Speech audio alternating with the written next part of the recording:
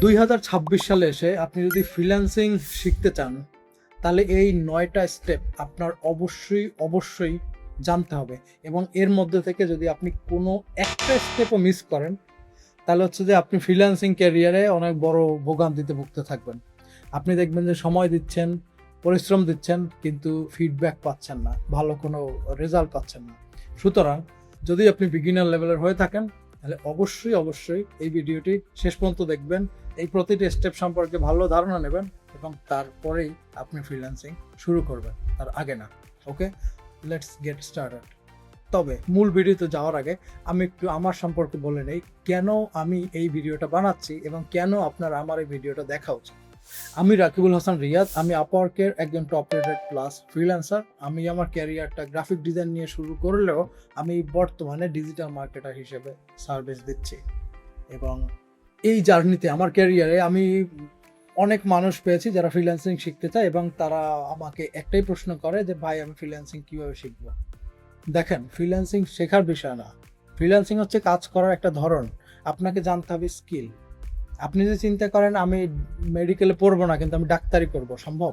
আপনি যদি মনে করেন আমি ড্রাইভিং শিখবো না কিন্তু আমি গাড়ি চালায় টাকা ইনকাম করবো, সেটা কি সম্ভব? না। সো আপনার সর্বপ্রথম যেটা দরকার সেটা হচ্ছে স্কিল।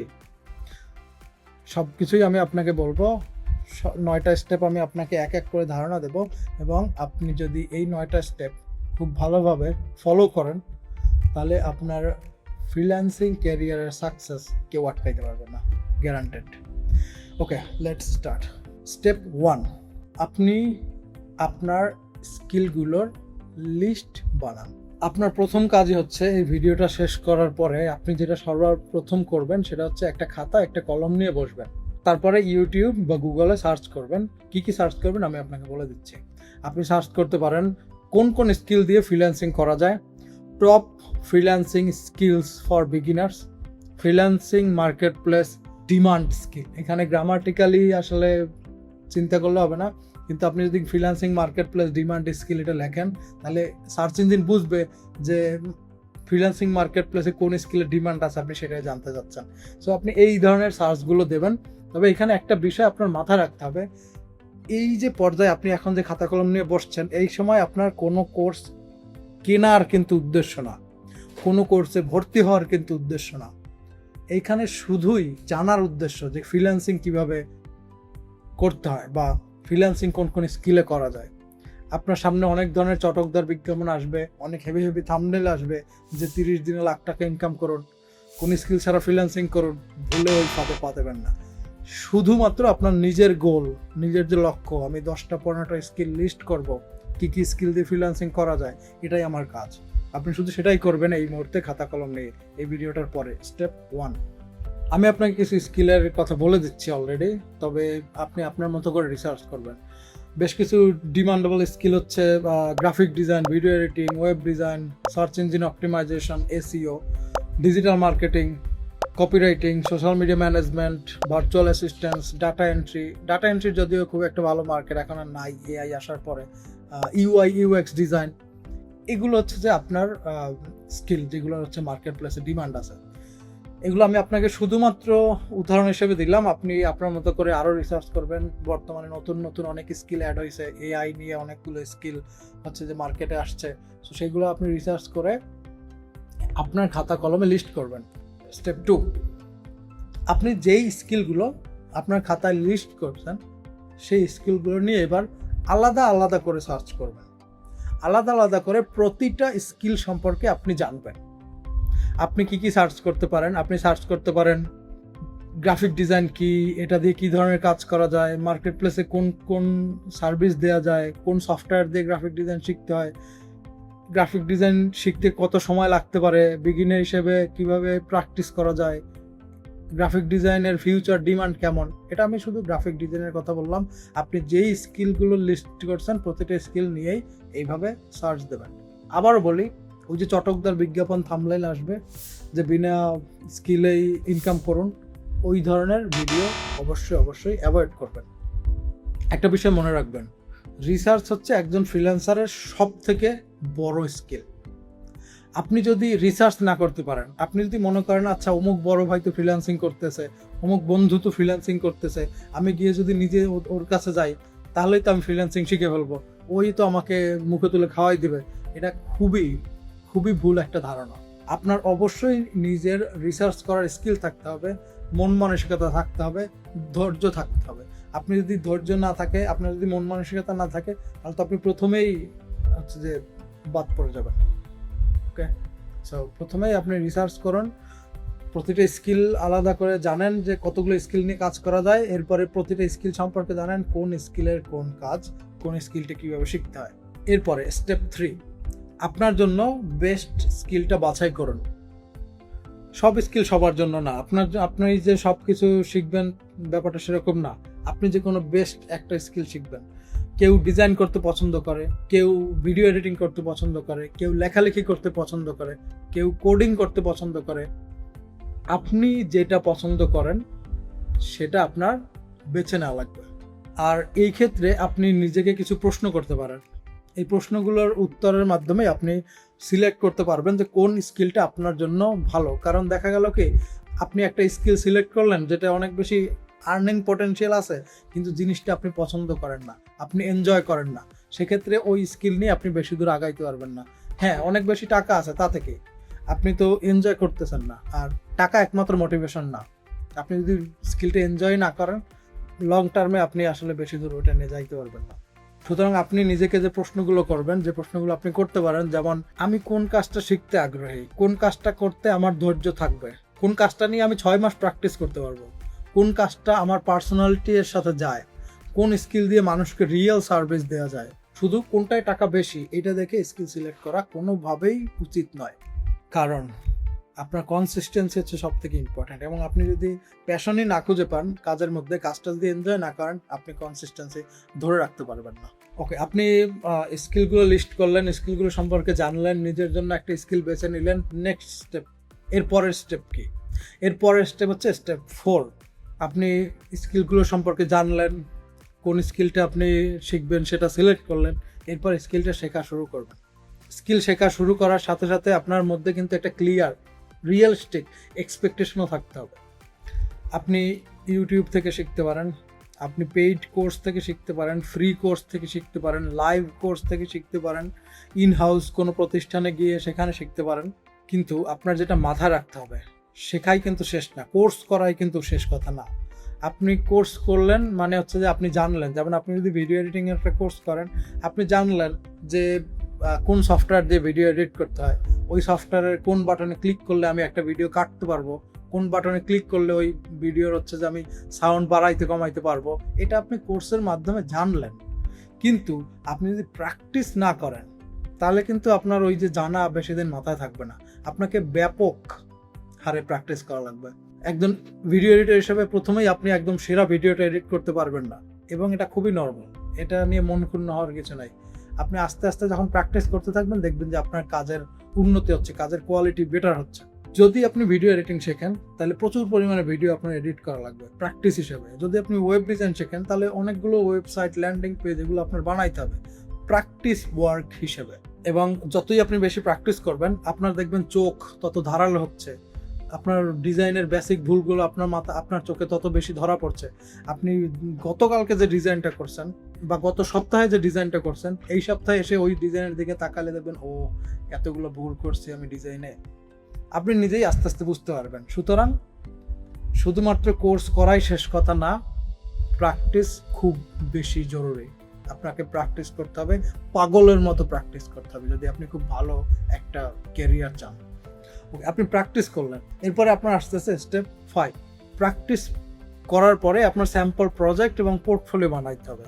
দেখেন, আপনি কাজ জানেন, আপনি গিয়ে একজনকে বললেন, একটা ক্লায়েন্টকে বললেন আমি কাজ জানি, এটা কি করলেন? আপনি ক্লেম করলেন যে আপনি কাজ জানেন। কিন্তু আপনার ক্লেম করাই শেষ না, ওই ক্লায়েন্ট আপনাকে টাকা দিয়ে হায়ার করবে। আপনি যদি কি শুধু বলেন যে আমি কাজ জানি, তাতেই তো আপনার টাকা দিয়ে হায়ার সে করবে না, তাই না? আপনি কি কাজ জানেন, আপনার কাজটা ঠিক কেমন, সেটাও তো তার জানার দরকার আছে। সেই জন্য আপনার পোর্টফোলিও এখন প্রথম অবস্থায় তো আপনি কোনো ক্লায়েন্টের কাজ করেন নাই, আপনি কীভাবে পোর্টফোলিও বানাবেন? সেই ক্ষেত্রে আপনি স্যাম্পল প্রজেক্ট তৈরি করবেন, সেগুলো হচ্ছে আপনি আপনার পোর্টফোলিওতে রাখবেন।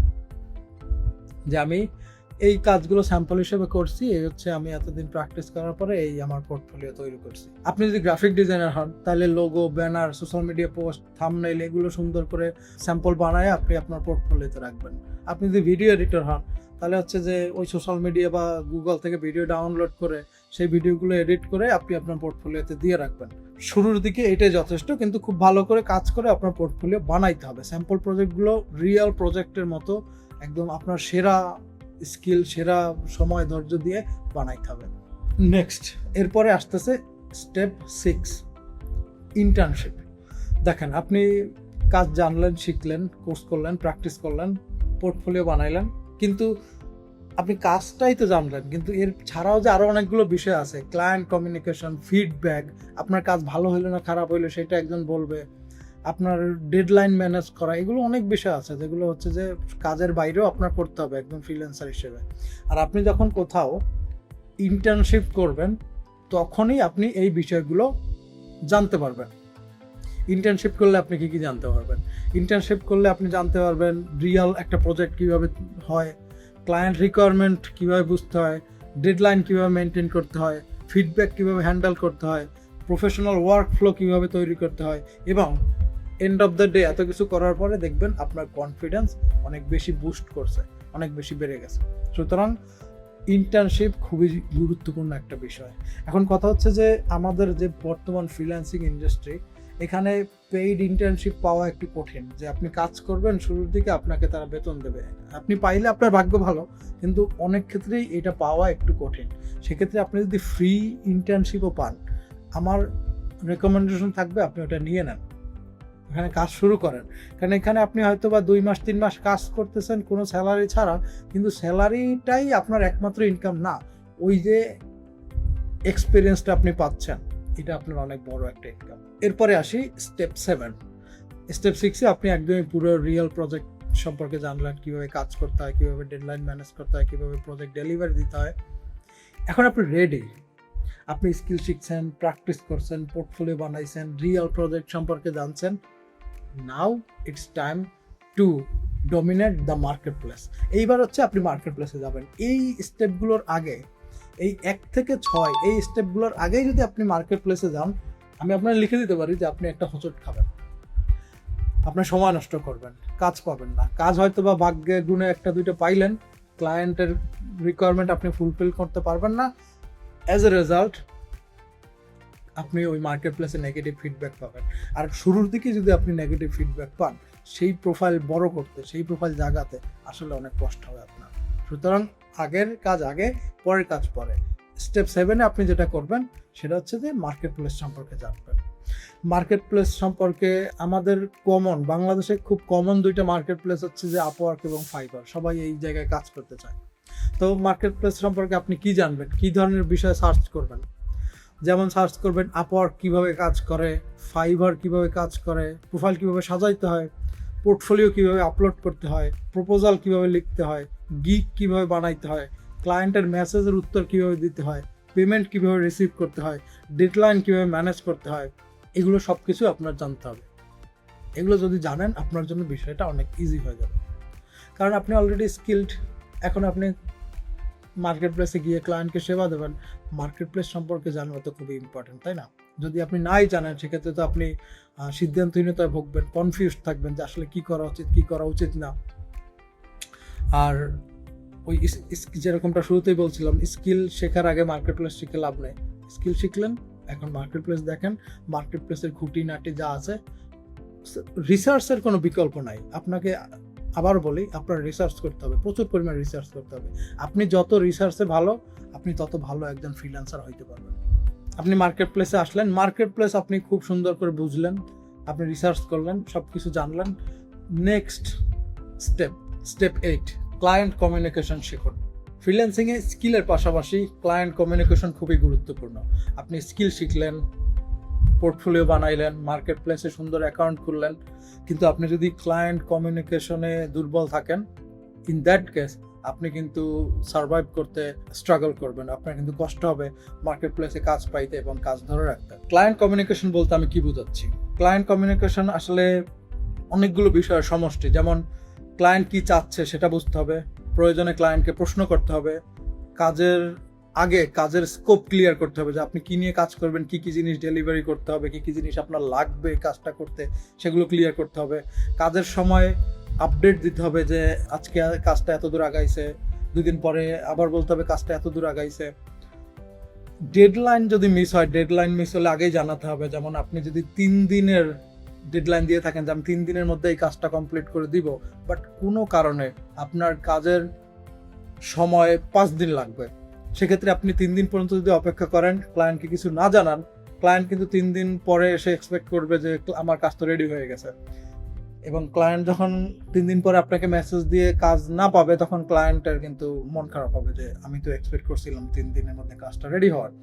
সুতরাং আপনার যেটা করতে হবে যে আপনার আগেই জানাইতে হবে যে আমি তো ভাবছিলাম আমার 3 দিন লাগবে, বাট একদিন কাজ করার পরে আমি দেখতে পাচ্ছি আমার আসলে 3 দিনে সম্ভব না, অথবা কোনো একটা সমস্যার কারণে আমার প্রজেক্টে 5 দিন লাগবে শেষ করতে, সুতরাং তোমাকে একটু কষ্ট করে ধৈর্য ধরতে হবে। এটা যদি আপনি ক্লায়েন্টকে আগেই বলে দেন, তাহলে কিন্তু ক্লায়েন্ট ধৈর্য ধরবে। যদি না খুব বেশি আর্জেন্ট কোনো ডেডলাইন থাকে, ক্লায়েন্ট কিন্তু কিছু মনে করবে না, এবং তার মনের মধ্যে একটা এক্সপেকটেশন সেট হবে, ওকে আমি 5 দিন পরে কাজটা পাচ্ছি। এটা কিন্তু খুবই গুরুত্বপূর্ণ, আপনার যোগাযোগ ঠিক রাখা। আপনার কমিউনিকেশন ক্লিয়ার থাকতে হবে, ভদ্রভাবে কথা বলতে হবে ক্লায়েন্টদের সাথে, এবং এগুলো যদি আপনি মেনে চলতে পারেন, তাহলে হচ্ছে যে আপনি ক্লায়েন্টকে একটা ভালো এক্সপিরিয়েন্স দিতে পারবেন। অনেক সময় এভারেজ স্কিলের ফ্রিল্যান্সাররা কমিউনিকেশন ভালো হয় অ্যাডভান্সড স্কিলের ফ্রিল্যান্সারদের থেকে বেশি কাজ পায়। আমার নিজের চোখে দেখা অনেক ডিজাইনার দেখছি আমি, যাদের ডিজাইন দেখলে তাকাই থাকতে ইচ্ছে করে যে এত সুন্দর ডিজাইন কিভাবে করে, অথচ তারা মার্কেট প্লেসে কাজ পায় না, কারণ তাদের কমিউনিকেশন দুর্বল। আবার এমনও দেখেছি যে কোনো মতে ক্যানভা দিয়ে গোজামিল দিয়ে ডিজাইন করে দেয়, সেই ডিজাইন ক্লায়েন্ট নিয়ে যায়। কেন? কারণ তার কমিউনিকেশন ভালো, সে ক্লায়েন্টকে বুঝাইতে সক্ষম হয়েছে এবং ক্লায়েন্টের প্রজেক্ট বুঝতে সক্ষম হয়েছে। ক্লায়েন্ট কিন্তু সবসময় শুধু সুন্দর হইলেই ক্লায়েন্টের কাছে যে ভালো তা না, ফাংশনাল হইতে হবে। ক্লায়েন্ট যে কারণে আপনাকে হায়ার করছে, যেই লক্ষ্য অর্জনে আপনাকে হায়ার করছে, সেই লক্ষ্য অর্জন করতে হবে। একটা ওয়েবসাইট আপনাকে বানাইতে দিছে, আপনি দারুণ সব ফিচার দিয়ে ওয়েবসাইটটা বানাইলেন, কিন্তু ক্লায়েন্ট ঠিক যেই কারণে ওয়েবসাইটটা বানাইছে সেই কাজটাই হচ্ছে না। ওই দারুণ সব ফিচার, ওই সুন্দর ওয়েবসাইটের কোনো দাম নাই। সুতরাং ক্লায়েন্টের স্কোপ বুঝতে হবে, কমিউনিকেশন ভালো করতে হবে, এবং ক্লায়েন্টকে টাইমলি আপডেট দিয়ে ক্লায়েন্টের সাথে ভালোভাবে যোগাযোগ রক্ষা করতে হবে। এরপরে আসতেছে, আপনি কাজ করলেন, ক্লায়েন্টের সাথে যোগাযোগ করলেন, কাজ ডেলিভারি করলেন। নেক্সট স্টেপ হচ্ছে স্টেপ 9। কাজ মানেই সম্পর্ক শেষ না। আপনার ক্লায়েন্ট আপনাকে হায়ার করলো, আপনি কাজটা করলেন, প্রজেক্টটা ডেলিভারি দিলেন, ক্লায়েন্টের থেকে পেমেন্ট নিলেন, শেষ না, শেষ না, এইখানেই শুরু। এরপরে আপনি ক্লায়েন্টের সাথে যোগাযোগ রক্ষা করবেন, ক্লায়েন্টকে ফলো আপ দিবেন। ক্লায়েন্ট যদি 2 দিন পরে এসে বলে যে এই প্রজেক্টটা তো তুমি করছিলা, এখানে একটু প্রবলেম আছে যেটা আমি আগে খেয়াল করি নাই, তুমি একটু এটা ঠিক করে দাও, আপনি হাসি মুখে সেটা ঠিক করে দিবেন। যদি ক্লায়েন্ট নাও আসে, অনেক সময় ক্লায়েন্ট আসে না, ক্লায়েন্ট হেজিটেশন ফিল করে নিজের মধ্যে যে আমি তো পেমেন্ট দিয়ে দিয়েছি, প্রজেক্টটা শেষ, আবার ওর কাছে যাব।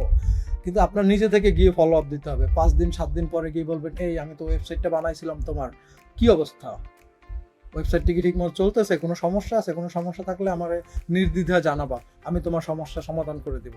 কারণ কি? কারণ হচ্ছে যে আপনি যদি এইভাবে তাকে ফলো আপ দেন, আফটার সেল সার্ভিস দেন, সেই ক্ষেত্রে ক্লায়েন্টের মধ্যে একটা ট্রাস্ট বিল্ড হবে আপনার প্রতি, এবং যেটা পরবর্তীতে ক্লায়েন্টকে উদ্বুদ্ধ করবে আপনার সাথে পরবর্তী প্রজেক্ট নিয়ে যোগাযোগ করতে। কারণ ক্লায়েন্ট ভাববে আপনি শুধু টাকার জন্য কাজ করতেছেন না, আপনি রিয়েলি ভ্যালু অ্যাড করার জন্য কাজ করতেছেন, এবং সেটা ক্লায়েন্টের মনে একটা পজিটিভ ইমেজ তৈরি করবে আপনার জন্য। আর এই জিনিসটাই আপনি যদি রিপিট করেন, তাহলে দেখবেন যে আপনি ক্লায়েন্টের থেকে ক্লায়েন্ট পাচ্ছেন, এছাড়াও ভালো রিভিউ পাচ্ছেন মার্কেট প্লেসে, যেটা আপনাকে অন্য ক্লায়েন্ট ক্লোজ করতে হেল্প করবে। আর এভাবেই আপনি হচ্ছে যে আপনার ক্যারিয়ারে লং টার্ম গ্রোথ আনতে পারবেন। তো আশা করছি এই 9টা স্টেপই আপনি ঠিকভাবে বুঝতে পারছেন। যদি বুঝতে না পারেন, সেক্ষেত্রে আপনি আমাকে প্রশ্ন করলে কমেন্টসে আমি আপনাকে উত্তর দিতে পারবো, কোনো বিষয় যদি ক্লিয়ার না থাকে। আর আমি আবারও ভিডিওটা শেষ করার আগে ওই 9টা স্টেপ আরেকবার হচ্ছে যে সামারাইজ করে রিপিট করছি। প্রথম হচ্ছে যে 10টা বা 15টা ফ্রিল্যান্সিং স্কিল লিস্ট করুন, প্রতিটা স্কিল নিয়ে রিসার্চ করুন, নিজের ইন্টারেস্ট অনুযায়ী একটা স্কিল সিলেক্ট করুন, স্কিলটা শেখা শুরু করুন এবং নিয়মিত প্র্যাকটিস করুন, পোর্টফোলিও বানান, ইন্টার্নশিপ বা রিয়েল এক্সপেরিয়েন্স নিন, এরপর মার্কেট প্লেসটা সম্পর্কে জানুন বা মার্কেট প্লেসগুলো সম্পর্কে জানুন, ক্লায়েন্ট কমিউনিকেশন শিখুন এবং কাজের পরে ভালো আফটার সেল সাপোর্ট দিন। এই প্রসেসটা ফলো করলে আপনার ফাউন্ডেশন অনেক স্ট্রং হবে। আর ফাউন্ডেশন যদি স্ট্রং হয় তাহলে ফ্রিল্যান্সিং শুধু একটা ইনকাম সোর্স না, আপনার লং টার্ম ক্যারিয়ার গ্রোথ এবং বিল্ডে হেল্প করবে। সুতরাং আপনি যদি একদমই বিগিনার হন তাহলে এখনই খাতা কলম নিয়ে বসে পড়ুন, 10 থেকে 15টা ফ্রিল্যান্সিং স্কিলের নাম লিখুন, সেগুলো নিয়ে রিসার্চ শুরু করেন। মনে রাখবেন, কোনো কোর্স এই মুহূর্তে কিনবেন না, কোনো শর্টকাট মেথড ফলো করবেন না, কোনো ইনকাম গ্যারান্টি দেখে সেই ফাঁদে পা দেবেন না। আগে রিসার্চ করুন, নিজে বুঝুন, এরপরে সেই অনুযায়ী একটা স্কিল ডেভেলপ করুন। আর এই ভিডিওটা যদি আপনার কাজে লেগে থাকে তাহলে অবশ্যই আপনার বন্ধুদের সাথে এই ভিডিওটা শেয়ার করুন, কারণ এখনও অনেকেই ভাবে ফ্রিল্যান্সিং মানেই অ্যাকাউন্ট খুলে টাকা ইনকাম, কিন্তু যেটা আসলে সত্যি না। এবং এই সত্যটা ক্লিয়ার করারই এই ছোট্ট প্রয়াস আমার এই ভিডিওটা। ফ্রিল্যান্সিং মার্কেট প্লেস অ্যাকাউন্ট খোলা দিয়ে শুরু হয় না, ফ্রিল্যান্সিং শুরু হয় স্কিল ডেভেলপ করা দিয়ে। ধন্যবাদ। ভিডিওটা ভালো লাগলে লাইক কমেন্টস করবেন এবং আমার প্রোফাইল অথবা অ্যাকাউন্ট যেখানে আপনি ভিডিওটা দেখেন ফলো অথবা সাবস্ক্রাইব করবেন। আবারও দেখা হবে, ততদিন ভালো থাকবেন।